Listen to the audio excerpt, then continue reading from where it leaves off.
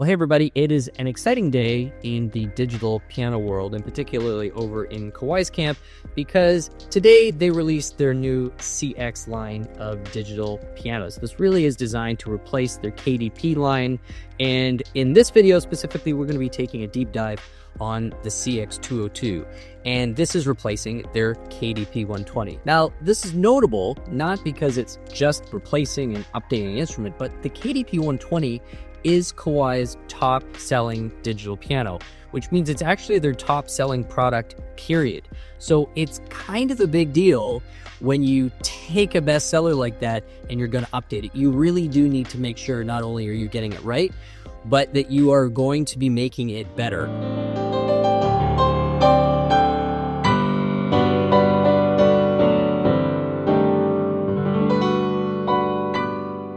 Let's quickly run down the core specs of the CX-202. So first of all, talking about the speakers and their power, this features a pair of 20-watt speakers. Now, that's not totally unheard of in this price point, but it is somewhat unusual. Usually, you're having to go up about $500 to $1,000 beyond this before you get that kind of fullness and presence out of digital pianos. So this is going to be competing with instruments like Kawai's own CN-201 or say the Yamaha YDP-165 in terms of that power. Now on the polyphony side of things, we're talking about 192 notes. For solo piano playing, even just kind of one extra layer added to that, that is more than enough. Now, the tone engine on this is Kawai's harmonic imaging. That's a combination of both a sample playback as well as some modeling going on top of it. So somewhat similar to, say, Roland's supernatural approach. What I think Kawai does really well, and particularly in this price point, I would say probably do it the best, is just how smooth and dynamic their whole velocity curve is on this. You can have really nice quiet tone, which really has a nice meaningful shift in character, all the way up to a big aggressive tone and tons of control. In terms of the core piano tone, we're talking about the SKEX 9-foot piano that Kawai has sampled. This is pretty similar to the samples that you would have been able to find in its predecessor, the KDP-120. What's notable here, individual note stereo samples right across the board. Again, not totally unheard of, but still somewhat unusual for this price point.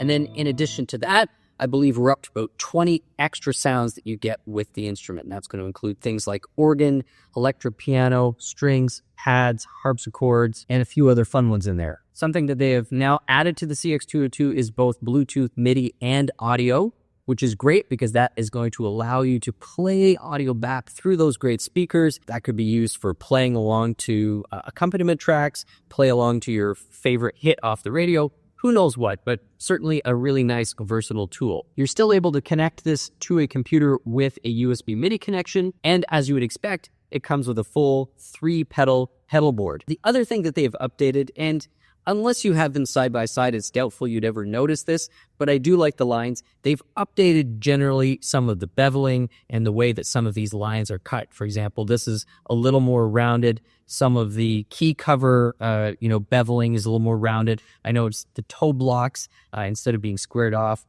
have some rounding on them.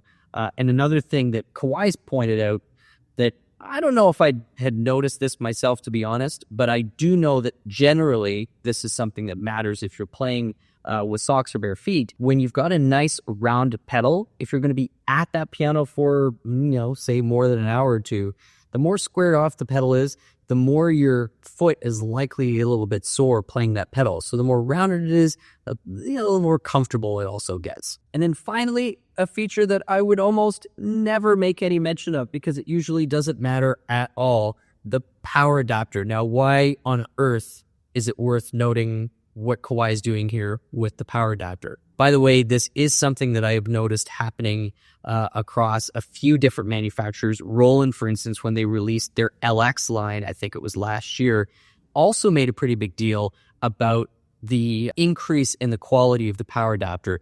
And even with them, I kind of had the thought, like, why are we, even talking about this? But with the CX-102 and the 202 particularly, this I actually have heard a difference, and now I understand why they're making a big deal of it. So I'm going to do my best to sort of explain how this could actually impact your playing experience. Because of everything that I've actually talked about in terms of the upgrades between the KDP-120 and the CX-202, musically speaking, the power adapter is probably at the top of the list. Now, we know that as power comes into this instrument, the digital side of things, the tone generator, really isn't going to be impacted by the quality of the power. Either the tone generator is working or it's not working. It's kind of, there's not a lot of in between. However, the analog components within this machine, aka the amplifiers and therefore the speakers, might be influenced quite a bit by the quality of the power supply.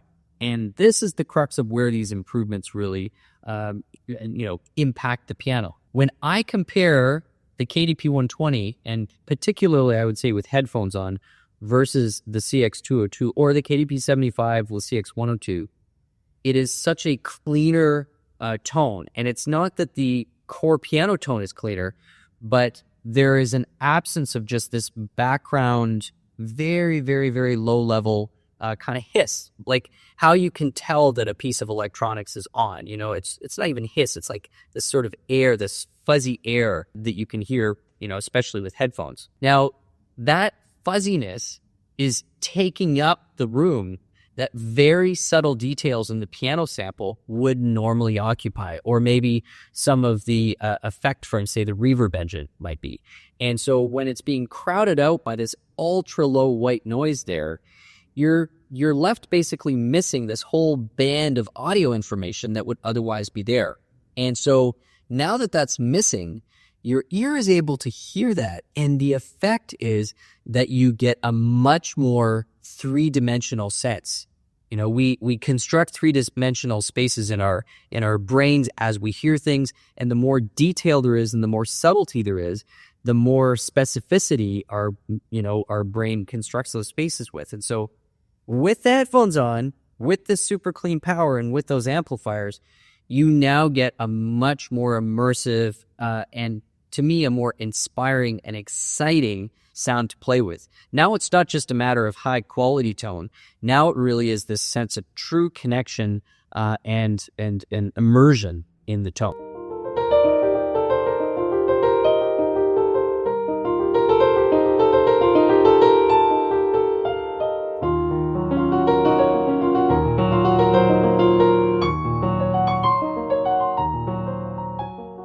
There's a ton of delicacy that you can hear there. I mean, you really are getting a huge amount of detail.